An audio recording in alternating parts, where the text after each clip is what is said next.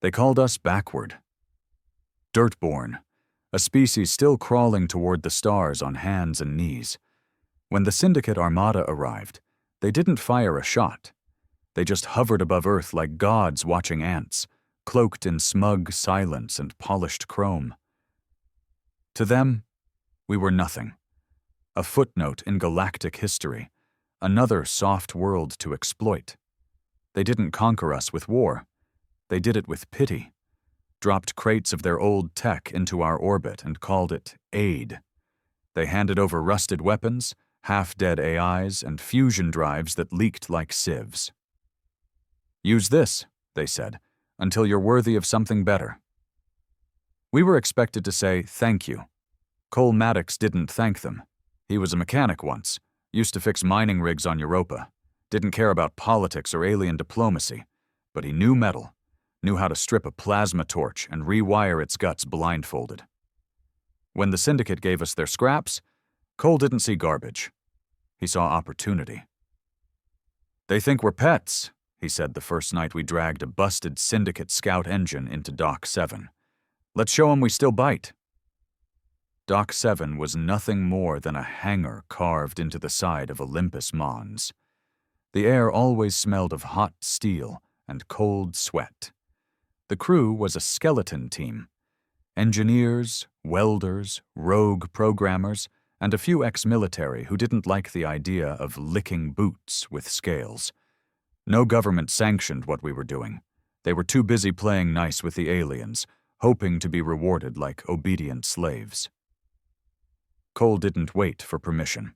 He called the project the Blade, said it was going to be the ship that cut through the Syndicate's arrogance.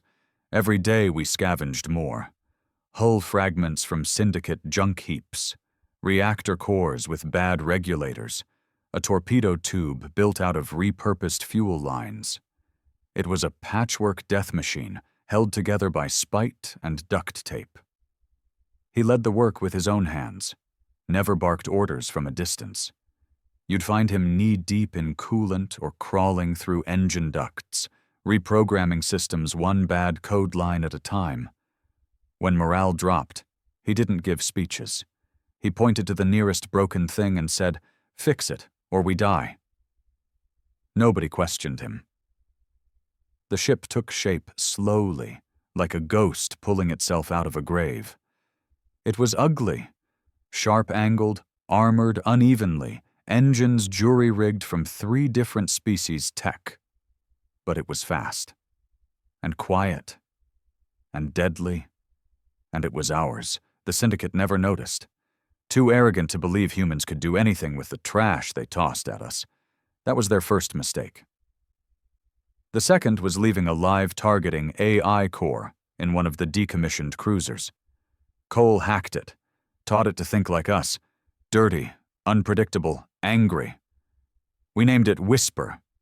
It didn't talk much, but when it locked onto a target, it didn't miss. We launched the Blade on a cold rotation night when Syndicate orbital scans were at their lowest. No lights, no pings, no trail, just silence. The first strike was against one of their refinery freighters. We hit it with a kinetic rod. No energy signature, just mass and velocity. Split the hull like an egg. We didn't hide who we were. Cole made sure of that. He embedded a message in the wreck's distress beacon in 100 alien tongues. "This is humanity. You gave us junk. We made a weapon. Now we're taking back what's ours." The Syndicate was confused, angry, terrified. They sent a warship to investigate. It never returned. Cole watched the wreckage spin through the void from the cockpit, eyes cold. "Next time," he muttered, "send 2. The smell inside the Blade was always the same. Burnt copper, recycled air, and sweat. It was a coffin with teeth, barely held together, screaming through space on engines that had no business functioning. But it worked. And for Cole Maddox, that was enough. After the second strike, when the Syndicate destroyer Trellinox vanished off their sensors, the war finally began. They didn't call it that, of course. Officially, Earth was still part of the Syndicate's Protectorate Alliance. But in the dark between stars, where no diplomats watched and no treaties mattered, we were taking their ships apart, piece by piece. Not with fleets, with one ship. Ours. Cole sat in the command chair, hunched forward, chewing on a stick of dried root he claimed helped him focus. His boots were stained with coolant. His eyes hadn't seen sleep in 2 days. "Whisper. Report," he said. The AI's voice came through the speaker like static, whispering secrets. "Syndicate frigate convoy detected. 3 vessels, moving through Corridor Delta. Escort formation. Pattern suggests fuel transport. Vulnerable points identified." Uploading. Cole nodded slowly. On the cracked screen in front of him, 3 ships floated in a neat line. Too neat. "They've learned," he muttered. Sitting nearby, Juno, his weapons tech and probably the only person who ever dared question him, raised an eyebrow. "That convoy's bait." "I know. And we're going anyway?" Cole looked at her. "Of course." She chuckled under her breath and began warming the cannons. The entire crew knew the drill by now. There were no debriefings, no democratic votes. Cole pointed, they moved. Not because he was a dictator, because he was always right. He had the kind of instinct you couldn't teach, and no one aboard the Blade had any interest in dying under someone who didn't have it. They drifted into the corridor slow, silent, with engine power minimized. The Blade was good at hiding.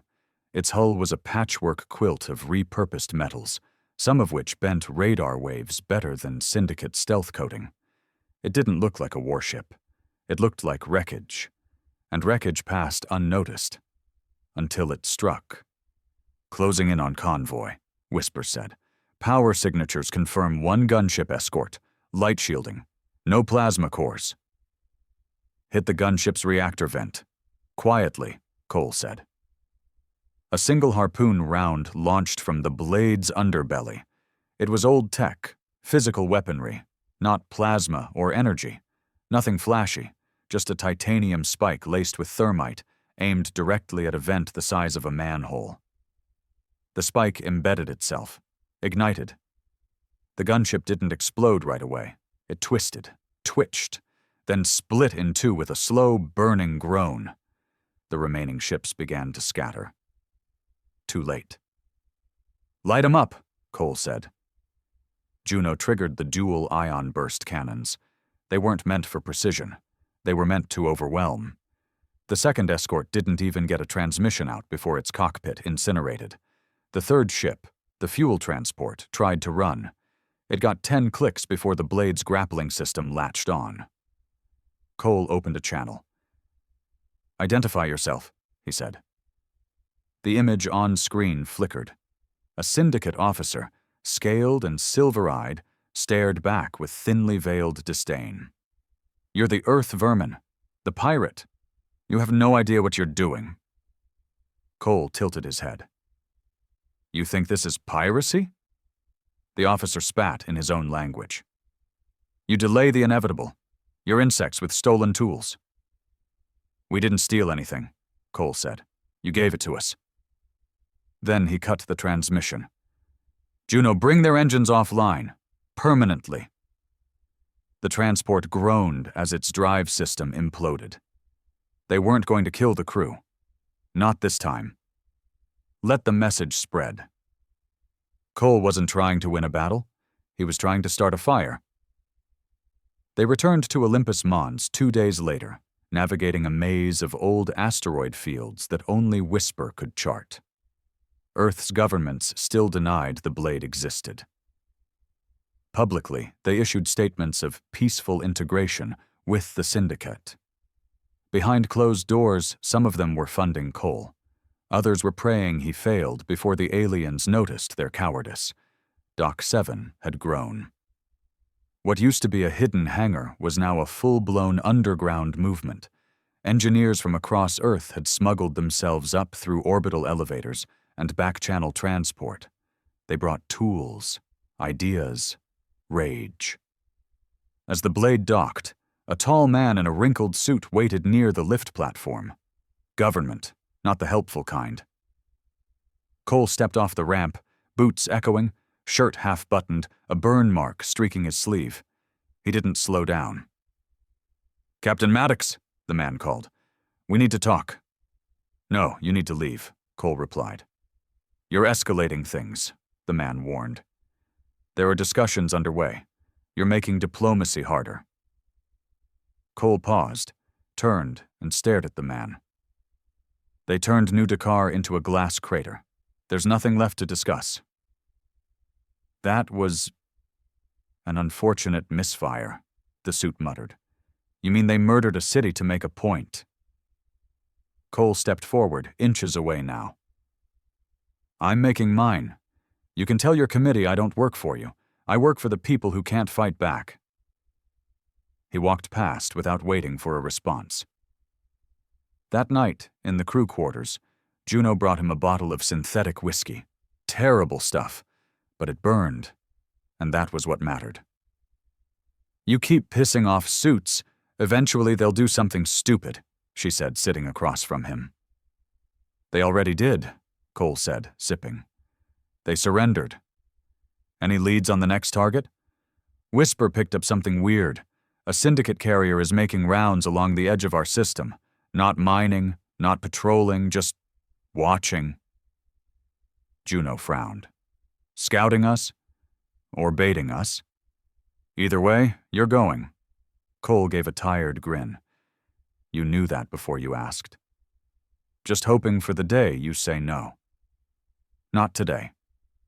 3 days later, the blade was back in open space, chasing a ghost. The Syndicate carrier was massive, 20 times their size, built like a fortress with wings. But it was slow. Designed to intimidate, not to chase. Cole studied it from a safe distance, the blade hidden in the radioactive belt of a dead moon. "Something's wrong," Whisper muttered. Cole leaned in. "Explain." "The carrier has no escort." Juno looked up from her console. "That's insane. Those things don't leave their fleets." "It's bait," Cole said. "But bait for what?" He stared at the screen, mind racing. The Syndicate had finally started paying attention, which meant one thing. They weren't trying to stop the blade anymore. They were trying to trap it. "Run a scan on nearby debris fields," he ordered. "Anything with a heat signature magnetic resonance, I want flagged." Whisper processed. 2 anomalies detected. Both masked, estimated 8 to 10 cloaked frigates within 10 clicks of the carrier. Cole exhaled. There it is. He didn't smile. He didn't panic. He leaned back in his chair, eyes narrowed. "Send a probe," he said. "Standard beacon, let them find it." Juno looked at him like he was mad. "You want to trigger them?" "We're not fighting their trap," Cole said. "We're flipping it." The probe launched, deliberately loud, a flare in the dark. The Syndicate ships broke cloak immediately, like wolves rushing a wounded animal. They didn't know the probe was a bomb. They didn't know Whisper had already sliced their comms. And they didn't know the blade had laid its own trap. Cole activated the rigged asteroids. 15 explosive charges hidden across the belt. One by one they erupted, sending razor-sharp debris spiraling into the Syndicate ambush. Hulls ruptured, engines flared, frigates spun into one another in flaming chaos. The carrier began to retreat, but Cole was already moving. "Hit it," he said. The blade surged forward, plasma torpedoes launching in pairs. The carrier's shields took the first hit. The second tore through the hull. Then Whisper's hacked code took over the carrier's targeting system. It turned on its own ships. By the time the Syndicate figured out what was happening, they were alone, bleeding, and the blade was gone. Back on Olympus Mons, Cole didn't celebrate. There was nothing to cheer. The Syndicate would retaliate, hard. But now they knew.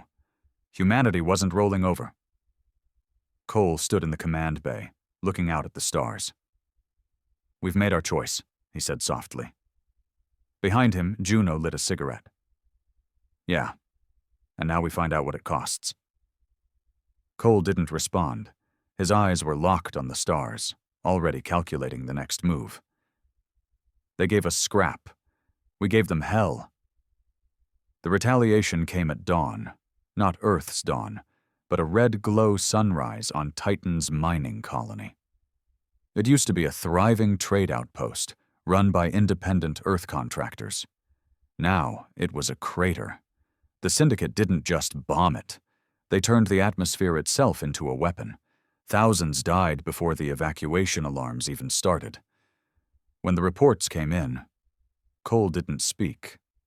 He stood in front of the flickering holofeed, fists clenched so tight the bones in his hand popped.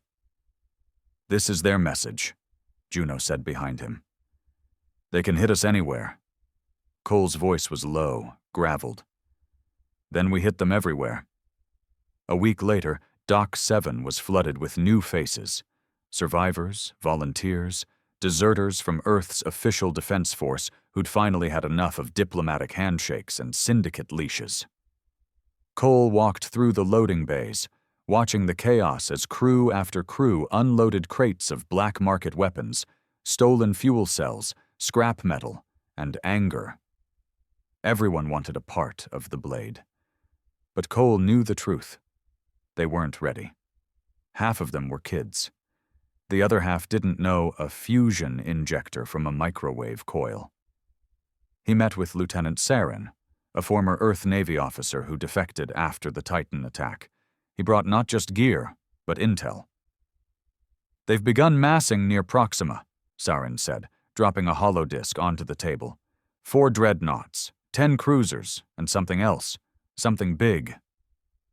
Cole raised an eyebrow. "Define big." Saren looked uncomfortable. "They call it the Harrower, a ship the size of a city. Not meant for war, meant for extinction.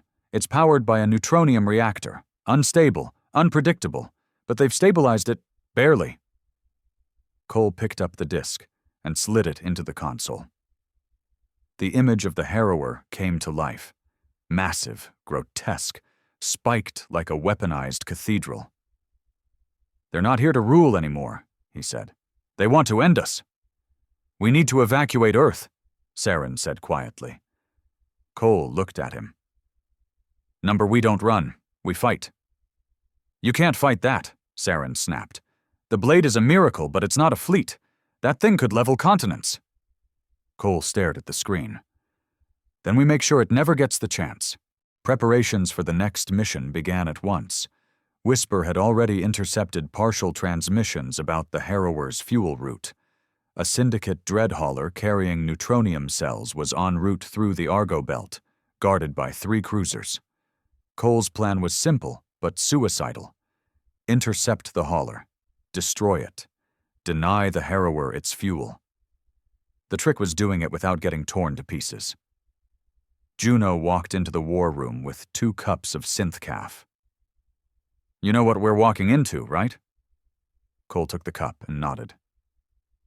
"Yeah, a hornet's nest made of plasma and ego." She gave him a look. "We're not gods, Cole. We're just pissed-off ants with a stolen matchstick." He grinned. "Then let's set their hive on fire." The Argo Belt was a scrapyard of ancient battles. Old satellites, broken stations, abandoned civilian cruisers, all drifted in a slow death ballet across the stars. Whisper used it as cover, guiding the blade through debris fields so thick the radar barely functioned.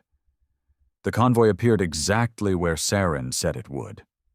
3 cruisers in an inverted triangle formation, with the hauler nestled in the center like a sacred relic.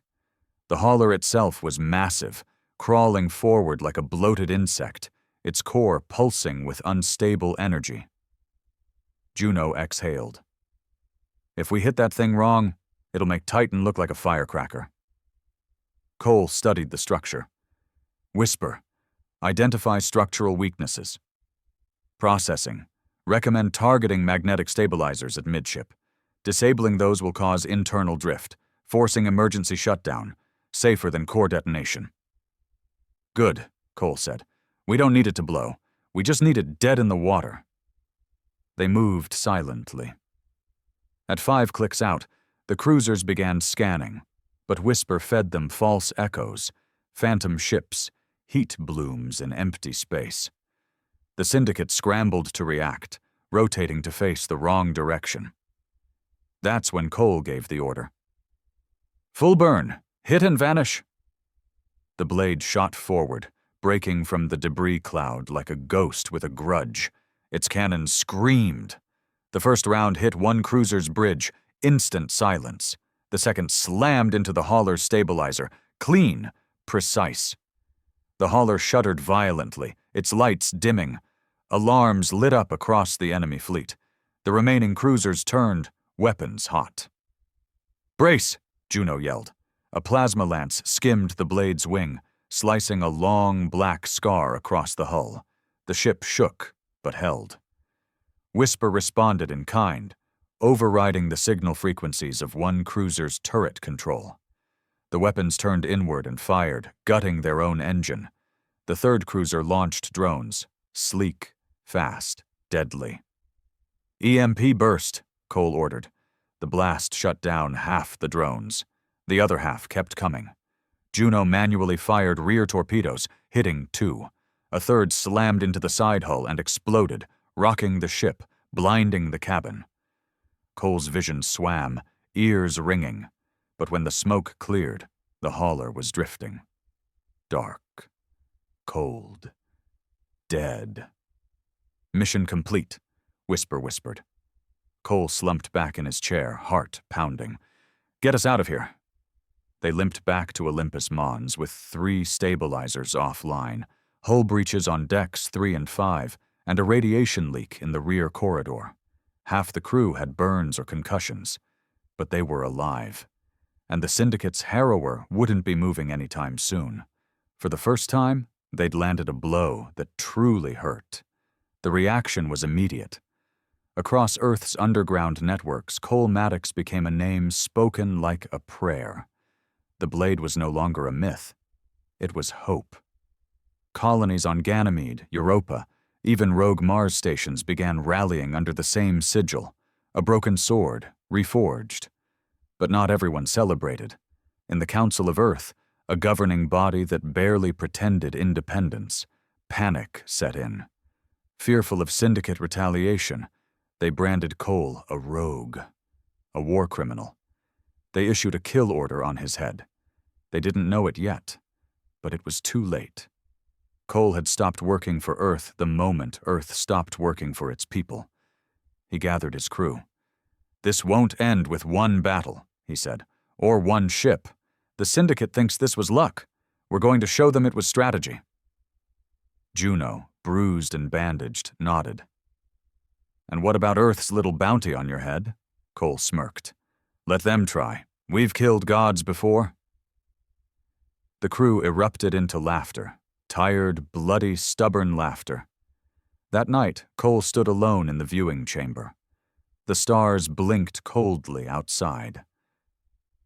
Somewhere in that sea, the Harrower waited, crippled but not dead, and behind it, more ships, more soldiers, more Syndicate nightmares. But Cole wasn't afraid.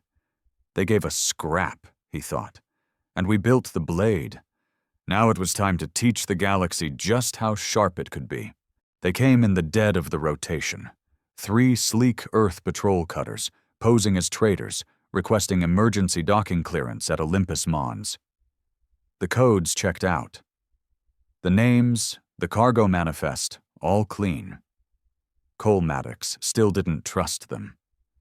He watched from the upper level of Dock 7, arms folded across his chest, eyes narrowed as the ships descended. Juno stood beside him, chewing her lip, her hand resting near the grip of her sidearm. "You think they're here for trade?" she asked. "No," Cole muttered. "They're here for me." Juno sighed.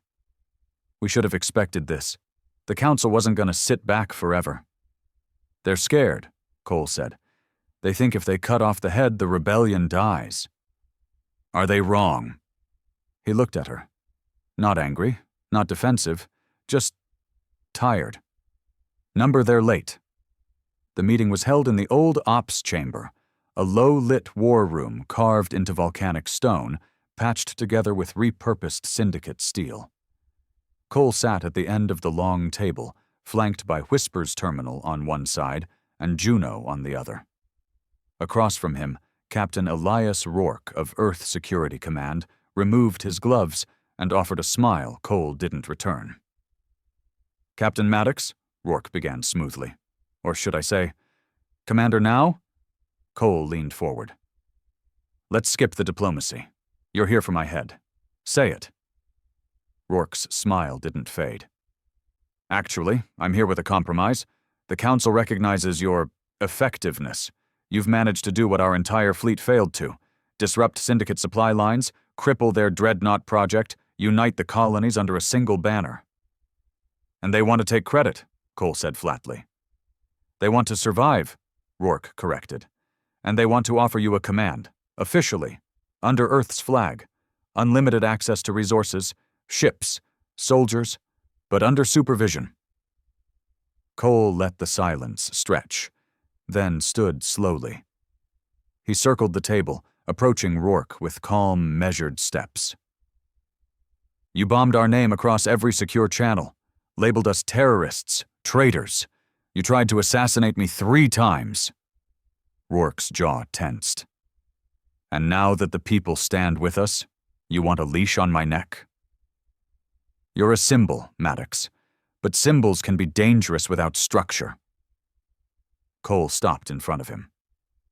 "I don't want your structure. I don't want your orders. I want the Syndicate to burn." "And if you go too far?" Rourke said, rising. "If your blade cuts more than it should?" Cole didn't blink.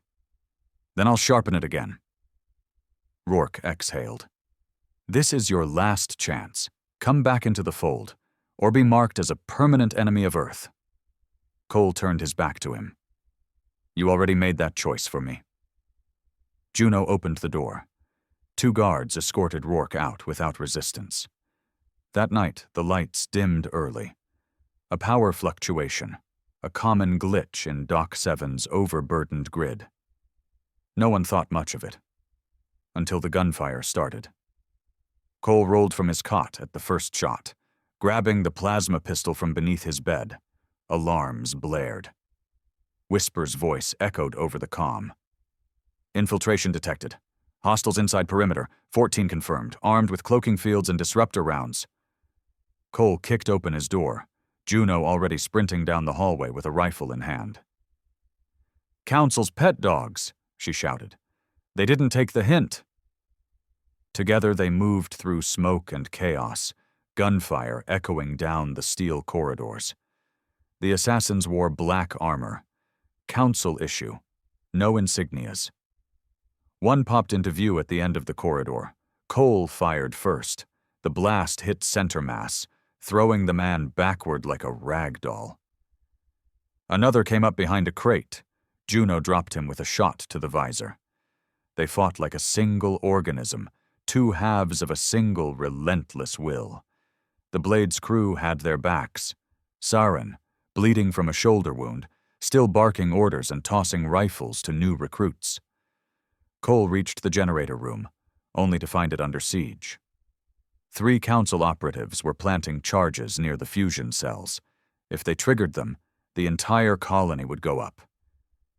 He didn't think. He moved, dove through smoke, fired 3 times. 1 missed, 2 didn't. A blade came at him from the left, one of the assassins still alive, crouched behind a pipe. Cole blocked it with his forearm, took the pain, and headbutted the attacker into the wall. He turned and yanked the charges from the cell. Silence fell. Smoke drifted. Blood pooled. Cole stood in the middle of it, breathing heavy. They hadn't come to kill him. They'd come to kill all of them. The next day, 30 bodies were buried outside Dock 7. Friends, fighters, engineers who never picked up a gun until it was too late. Cole stood beside the graves, staring at the blank metal slabs that marked each one. Juno came up behind him. She didn't speak at first. Still think we're not gods? He asked quietly. She sighed. You're not, but you might be a devil now. He looked at her and didn't deny it. Word spread fast. Earth had turned its back for good. The colonies didn't care. Neither did the rebels. In fact, more came. Ships flew the Blade's colors now, a new fleet forming, pieced together like their flagship had been. Ugly, desperate, strong. Cole sat in the Blade's command chair 2 days later, staring at a star map. The Harrower was on the move again. A new hauler had been dispatched, this time heavily guarded. Whisper, run models, he said. The AI clicked softly. Engaging the convoy in open space results in 97.3% casualty rate. Current resources insufficient. Recommend strategic ambush. Cole frowned. Where? Outer ring of Salari Drift. Gravitational anomalies may interfere with their shield harmonics. Risks.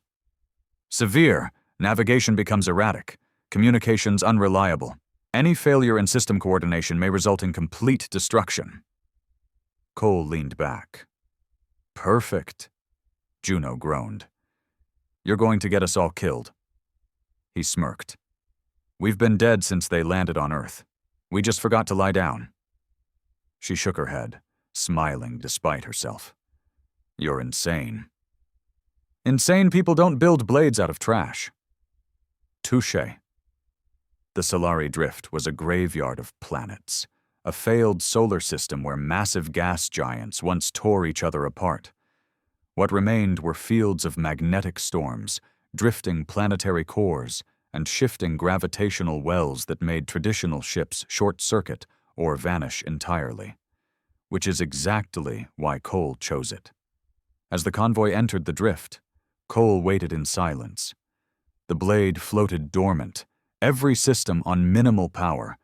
Even the life support had been redirected through emergency reserves. The convoy crept forward cautiously. They knew something was wrong. They just didn't know what. Then the magnetics surged, and Cole struck. EMP bursts fired first, crippling 2 escort ships. Ion cannons followed, hitting hard and fast, disabling stabilizers.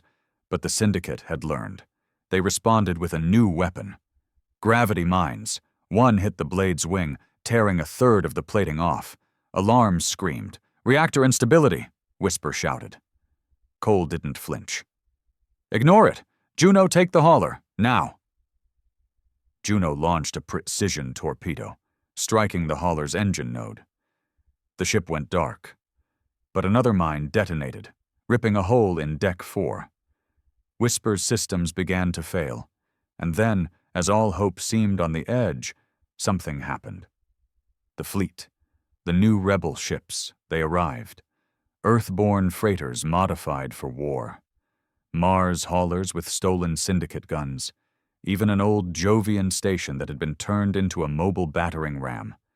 They swarmed in like wolves, and the Syndicate convoy crumbled. When the dust cleared, the second fuel hauler was destroyed. The Harrower wouldn't move again. Cole stood in the command chamber of the Blade, blood dripping from a gash across his forehead. The stars burned outside. Juno sat beside him, holding a cracked console in place with both hands. They were alive, barely, but the galaxy knew something now. Humanity wasn't just surviving. They were winning, and all they'd started with was scrap. The Harrower hadn't moved in 6 days. That worried Cole more than anything. Sat like a bloated monster just outside the Saturnian shadow line, half shrouded in black space and half lit by slivers of sunlight. Its systems pulsed faintly, slow and deliberate, like a creature waiting to strike. Surveillance probes confirmed the neutronium core hadn't gone live yet, but shielding enhancements had been detected. The Syndicate was reinforcing it, expecting another attack. Cole sat alone in the Blade's briefing chamber, a small cracked tablet in one hand. He wasn't reading, just holding it, thinking. The mission had cost them more than blood and ships, after Salari Drift, 3 of their allied vessels had gone missing. Whisper's diagnostics were compromised. Juno hadn't spoken since the medics pulled shrapnel from her shoulder. And now, more than ever, the fleet, his fleet, was asking the question no one wanted to say out loud. Was it worth it? A soft knock broke the silence. Cole didn't answer. The door opened anyway. It was Saren. The former Earth Navy lieutenant looked like hell. Gray eyes sunken, beard overgrown, uniform scorched at the collar. He carried a datapad in one hand and a bottle of contraband Earth whiskey in the other. "Drink?" Saren offered, lifting the bottle. Cole grunted. "Don't tempt me." Saren sat across from him, dropped the datapad on the table. "We lost the Red Shift and Mercy's Edge. Confirmed. No survivors." Cole nodded slowly. No emotion. Just a mental tally mark in a long row of the dead. "They were kids," Saren added. "The ones on Edge, fresh out of lunar training. Barely had time to repaint the hull before we sent them in." "Yeah," Cole said softly. "And they died heroes." Saren didn't flinch, but his voice hardened. "We keep calling everyone who dies a hero. One day there won't be anyone left to fight." Cole finally looked at him. "You think I don't know that?" "I think you're walking a knife's edge, Maddox, and the crew's starting to feel it. They've followed you through hell because you made them believe we could win, but right now they're bleeding out in silence." Cole stood, jaw clenched. "You want me to stand down? Let the Harrower go hot and wipe out half the solar system?" "No," Saren said quietly. "I want you to win without turning into the thing we're fighting." That stuck. Cole didn't answer. He walked to the viewport and stared out at the stars. He'd been called a lot of things: savior, criminal, monster. The truth? He didn't know which one fit anymore. Later that night, Cole called a meeting. Every captain in the Resistance fleet. Every surviving officer from the Blade and its allied ships. They met inside the central cavern of Dock 7, beneath a crude steel banner painted with a blade splitting a Syndicate crest in 2. Cole stood at the center, no podium, no title. Just a man in a scorched jacket with more ghosts behind him than crew in front of him. He began without fanfare. "We've come a long way," he said. "Started with scraps, junk, leftovers from the bastards who thought we'd roll over." Silence. "They thought they'd feed us their garbage and we'd say thank you. Instead, we gave them hell." A few nods. Someone in the back murmured, "Damn right." "We've won battles we weren't supposed to survive. We've crippled ships that ruled whole systems. But this next part..." He paused. "This next part could end everything." He keyed a projection. The Harrower flickered into view. Massive, ugly, a dark god drifting in the void. "Full neutronium payload," he said. "When it activates, it can level a planet. We stop it now, or we lose Earth." A ripple of unease spread across the room. Saren spoke first. "You have a plan?" Cole nodded. "We infiltrate. We board it. We destroy the core from the inside." That sent shockwaves through the room. Half the captains stood. One, an old Martian freighter commander named Bellamy, spoke with a sneer. "You want to board the Harrower? Are you out of your mind? That thing's the size of Manhattan." Cole didn't blink. "Size doesn't matter. It's the blind spots that do." Juno finally recovered, and standing beside him, stepped forward. "We've been mapping those blind spots for weeks. Ventilation shafts, maintenance routes, docking latches they haven't reconfigured since the upgrade. If we time it right, we can slip a strike team in while the core's in diagnostic cooldown." Another captain, a grizzled lunar rep, spoke up. "You know what the Harrower's guards are like. Even if we get in, we'll be cut to pieces." Cole's voice dropped low. "Then we cut back." Silence. And then one voice rose, Saren. "I'm in." A beat later, Juno. Me too. And one by one, every captain stepped forward. Even Bellamy. Cole didn't smile. He didn't need to. 3 days later, the blade drifted silently through the black, cloaked and cold, hiding in the magnetic distortion just beyond Saturn's ringed horizon. The boarding team was small, 12 people total. Cole, Juno, Saren, and 9 of their best. Engineers who could rig bombs, soldiers who knew how to keep their hearts quiet, and whisper in a portable node wired to Cole's gauntlet. Their plan was simple. Enter through the Harrower's maintenance lock near the tertiary exhaust, bypass the Syndicate's interior AI defenses, and plant 2 fusion destabilizers directly into the neutronium shielding network.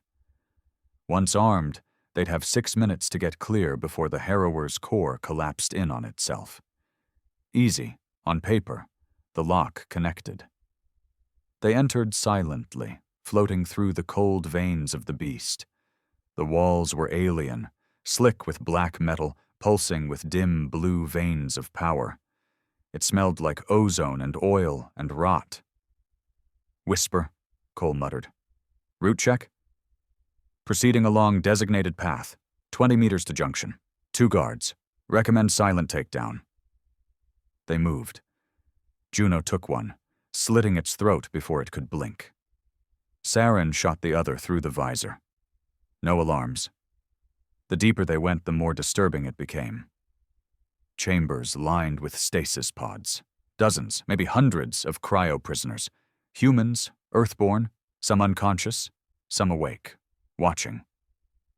Cole froze. What the hell is this? Saren whispered. Juno tapped the panel. Experimental tech. Neurodata siphons. They're extracting memories. Why? Saren asked. Cole's voice was flat. They're learning us. They kept moving. The core was close now. Whisper's node flickered with static. Magnetic distortion increasing. AI countermeasures activating. Shielding breach must occur within 120 seconds. They reached the chamber. The neutronium core loomed like a burning black sun, suspended by clawed rings. It pulsed with impossible gravity, light bending around it. Cole and Juno planted the charges. Then everything went to hell. A siren shrieked. Steel walls folded back, and out came the Syndicate, not soldiers, something worse.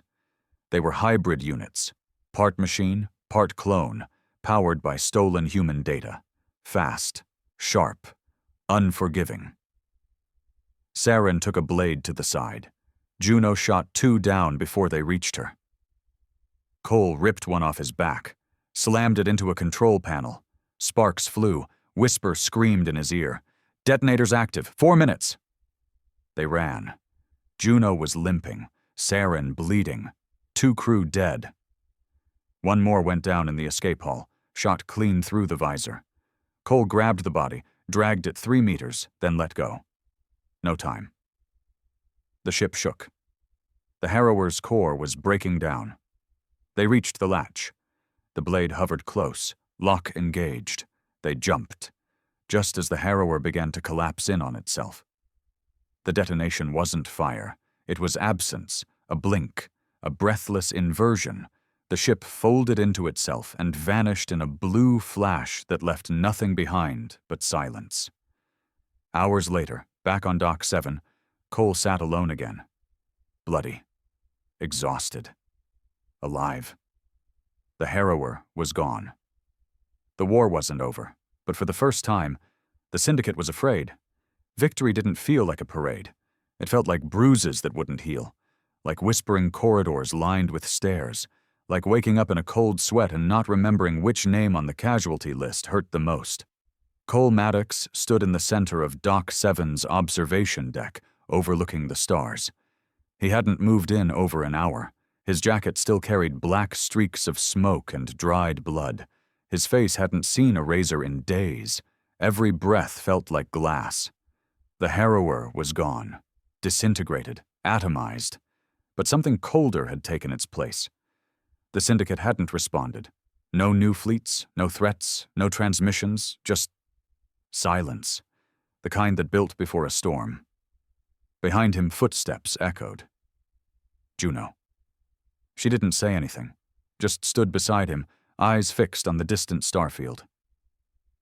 "You ever wonder," Cole muttered, voice hoarse, "if we killed the wrong god?" Juno looked at him sideways. "I wonder if we're gods now." They both laughed, but it was dry, bitter. "Word is spreading fast," she said finally. "The colonies are declaring independence. Mars, Europa, even the Saturnian rings." Cole nodded. "And Earth?" Juno hesitated. "Still pretending this rebellion doesn't exist." That wasn't surprising. Earth's council had doubled down on its isolationism after the Harrower's fall. They didn't celebrate. They issued a press statement claiming the Syndicate had relocated assets peacefully, and that any reports of explosions were propaganda by extremist factions. "They're more afraid of losing control than they are of being enslaved," Cole muttered. Juno said nothing. A moment passed before a sharp ping hit Cole's wrist comm. Whisper's voice came through low and urgent. "Unknown transmission incoming. Source, Syndicate, Level 1 encryption, emergency diplomatic channel, addressed directly to Cole Maddox." Cole and Juno locked eyes. "Well," she said, "either they're surrendering or declaring war." "Only one way to find out," he replied. The message played in a darkened comms chamber. Cole stood alone. The image that flickered into life made his blood chill.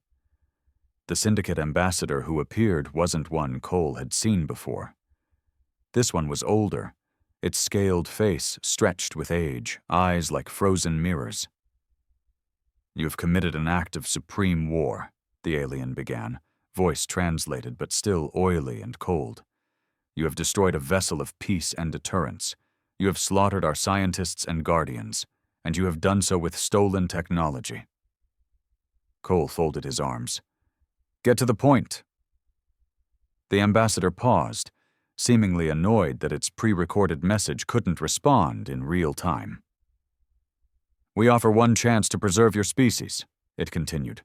"You will turn over the blade, you will surrender the mines responsible for the sabotage, and you will submit Earth and its colonies back into protectorate compliance."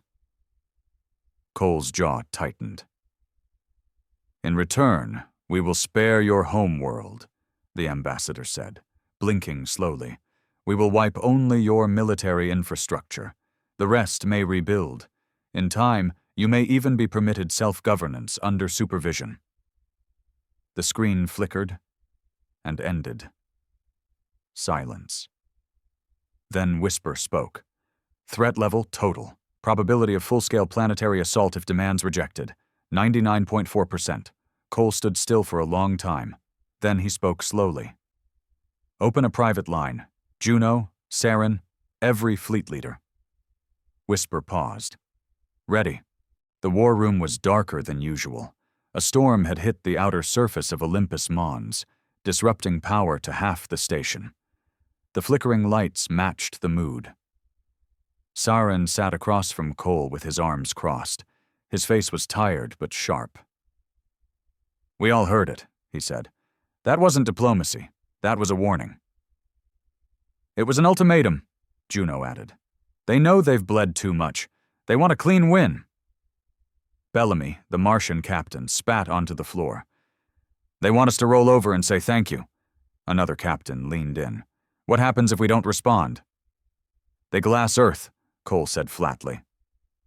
Silence fell. Saren leaned forward.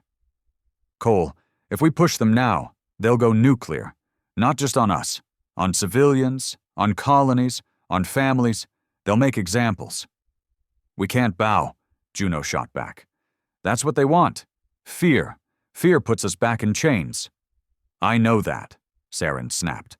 "But we're not just holding rifles anymore. We're holding fates." Cole raised his hand. The room quieted. "We started this war with nothing but rage and scrap. We survived because we were underestimated. But they're not underestimating us anymore." He looked at each of them, one by one. We earned this war. We built it, piece by piece, victory by victory. And now the galaxy watches to see if we finish what we started. Bellamy nodded. You saying we go for the heart? Cole's voice was a low growl. I say we cut it out. The next few days passed in preparation.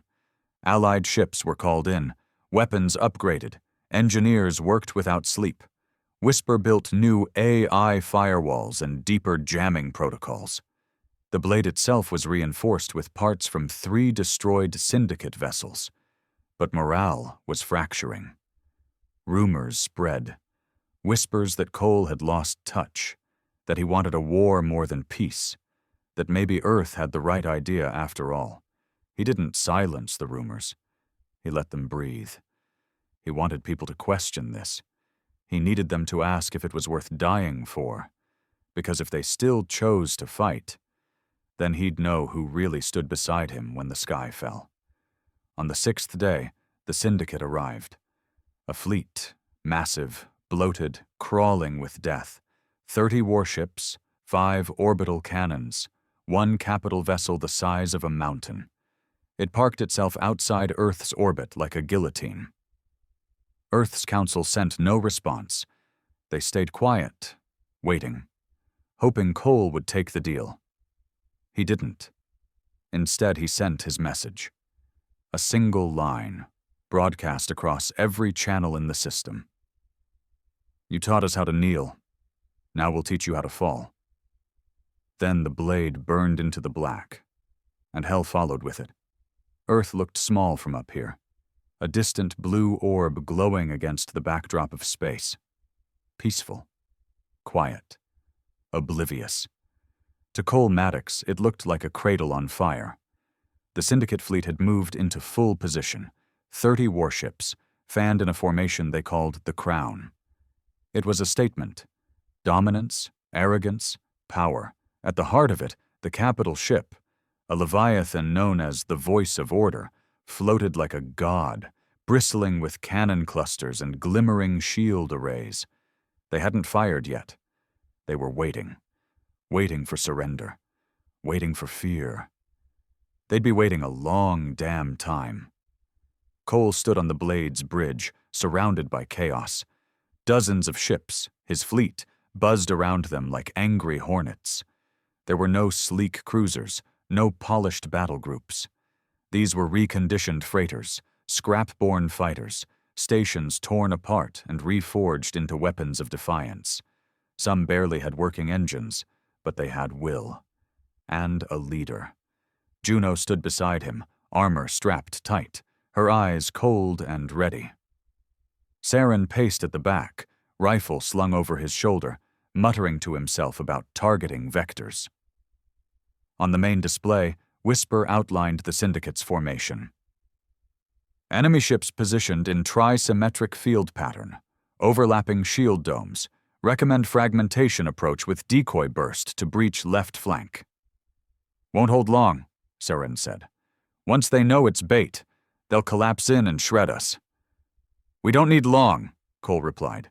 We need one opening, one blade through the spine. The plan was suicide. That's what made it perfect. The blade shot first. A wave of pulse torpedoes screamed across space, followed by EMP drones and echo charges, fakes, noise, trash designed to trigger the Syndicate's automatic defense systems. It worked. Their left flank reacted, shields surging outward, weapons pivoting, formations shifting to counter a threat that wasn't there. That was the gap. A Martian skirmisher dove into it, releasing an ion bomb right under a dreadnought's belly. The explosion didn't destroy it, but it broke the shield node. That was enough. Cole led the charge. The blade dove in like a hawk, slicing through the breach, its cannons ripping apart a patrol ship that spun away in flame. Behind it, a half-dozen smaller ships followed, Mercy's Hammer, Nova 1, the Driftling, all firing in unison, all bleeding sparks and defiance. The Syndicate responded. Hard. Return fire lit up the void like lightning across an oil-dark sky. 2 resistance ships vanished in seconds. One vaporized, the other imploded from a direct hit to its core. Cole didn't flinch, didn't look back. Whisper kept feeding targeting data, her voice eerily calm in the chaos. Capital vessel charging main cannon. Estimated fire arc, 12 degrees, vectoring toward Earth's orbit. Cole's heart twisted. "They're not aiming at us," Juno breathed. "They're going to fire on Earth." Down below, Earth watched in silence. The Council hid behind locked doors, broadcasting pathetic pleas for diplomacy. Civilians huddled in shelters. Some prayed, others watched the sky. One group didn't wait. A pirate rig in low orbit, once an outlaw station, now draped in blade colors, launched its last remaining missile. It hit a Syndicate sensor array. Didn't do much damage, but it bought 3 seconds. 3 seconds the blade needed. Cole screamed into the comms. "All ships, burn to the core. Now, hit the capital vessel, everything you've got." The blade surged forward, flanked by dying, limping, furious ships. Saren triggered the forward missile array, each one tagged with nuclear-tipped warheads repurposed from Syndicate wrecks. The first few were shot down. One got through. It hit the voice of Order square on its flank. A wound, a start. The capital ship turned. Now they were angry, and they made a mistake. They focused. Cole saw the shift, the pivot in formation. "They're locking onto us," Whisper said. "All units." "Primary threat, the blade." Juno turned to him. "They're coming for your head." Cole's eyes narrowed. "Then let's make them regret aiming low." The next 30 minutes blurred into fire and metal. Ships fell like burning stars.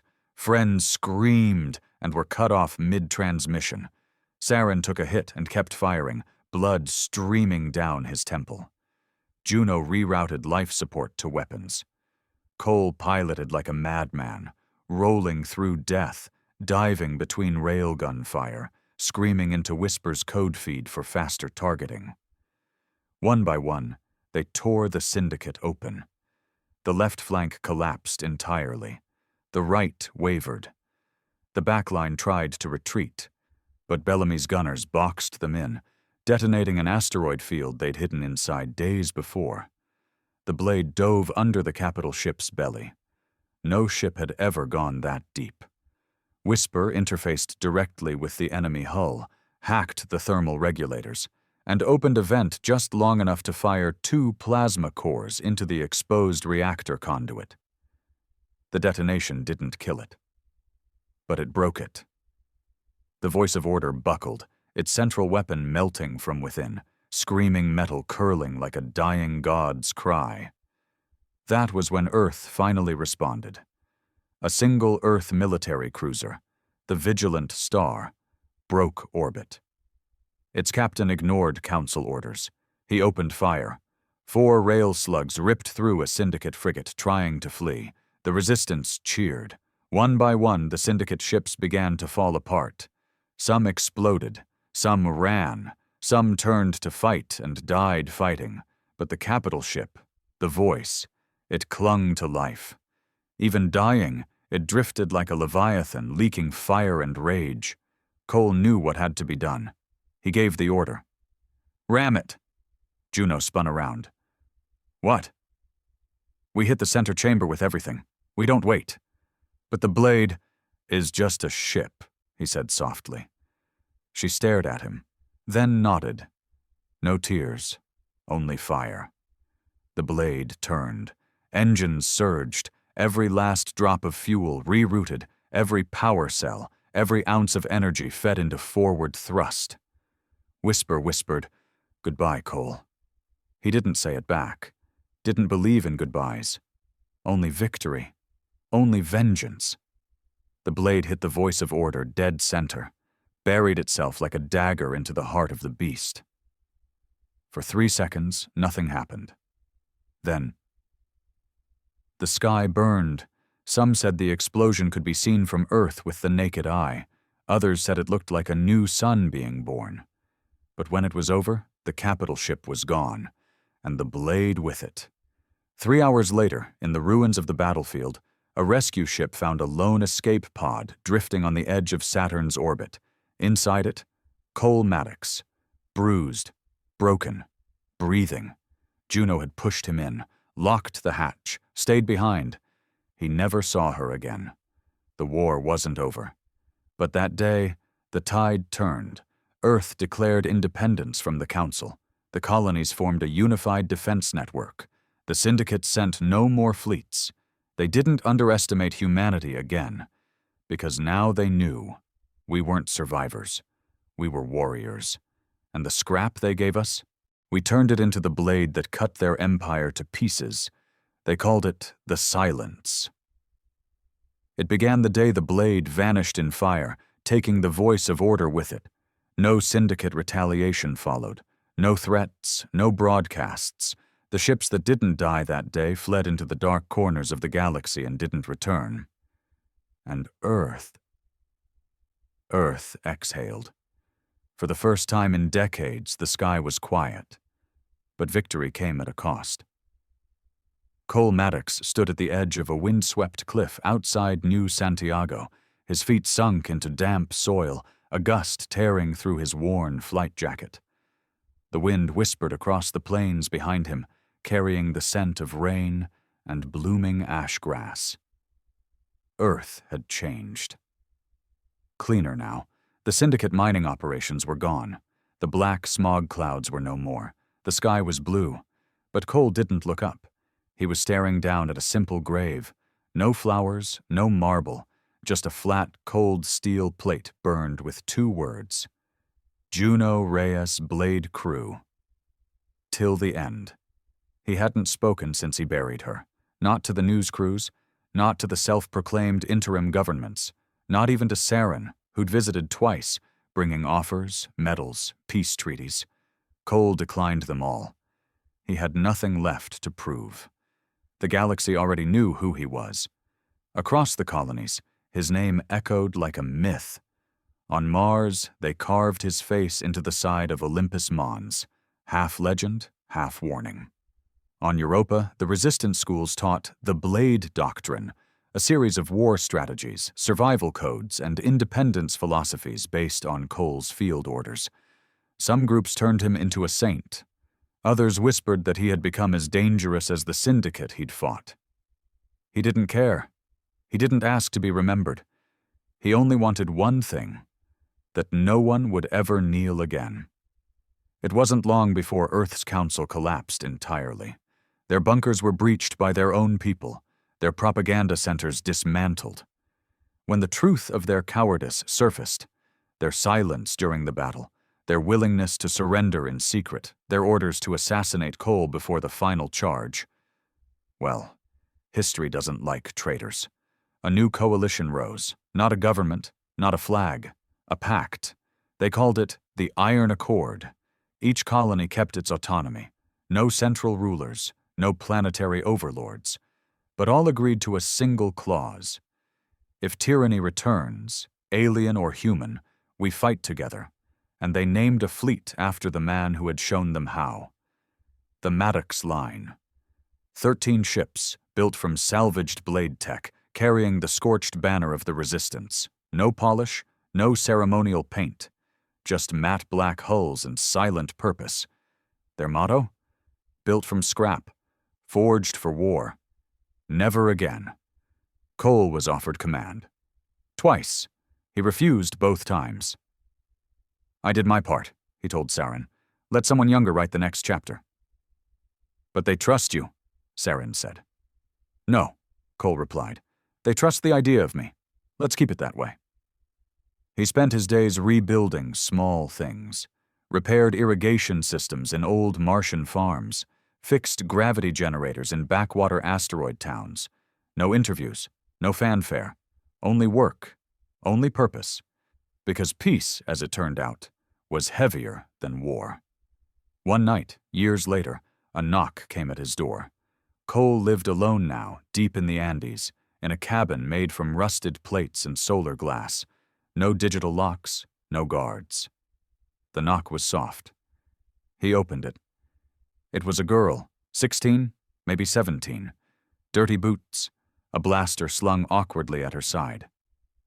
"You Maddox?" she asked. He didn't answer. She reached into her coat and pulled out a fragment of blade hull, black metal, scorched, etched with a single mark, Juno's initials. "I found this," the girl said, "out near the Hadean Drift, floating in nothing. Thought, you should have it." Cole took it slowly, hands trembling for the first time in years. "Thanks," he murmured. She stepped back, hesitating. "My name's Kira. I was born in a slave pen under the Syndicate. My parents died in one of their research facilities. But I heard what you did. What she did. It made me want to fight." Cole nodded. Kira looked around. "This place, you really built it from junk?" He smiled faintly. "We all start as junk. It's what you make out of it that matters." She stared at him for a long moment, then handed him a folded note. "A guy at a Martian relay station told me to give you this. Said you'd know what to do." Cole opened it. It was a single line of coordinates, a distress signal. A colony under siege from rogue Syndicate remnants, exiled warlords clinging to power. Kira spoke again, quietly. "They're not done yet. Some of them are still out there, taking kids, burning farms. We try to stop them, but..." She shrugged helplessly. Cole looked at the coordinates. He looked at the girl. And then he walked inside. Came out wearing the jacket, the one with the torn blade patch. "You any good with that blaster?" he asked. "I'm learning." "Good. We leave at first light." The stars were quiet again. But somewhere out there, someone was building chains. Cole Maddox had seen chains before. He knew what to do with them. They gave us scrap. We built a fleet. They gave us fear. We gave them fire. They gave us silence. We became the noise that will never fade.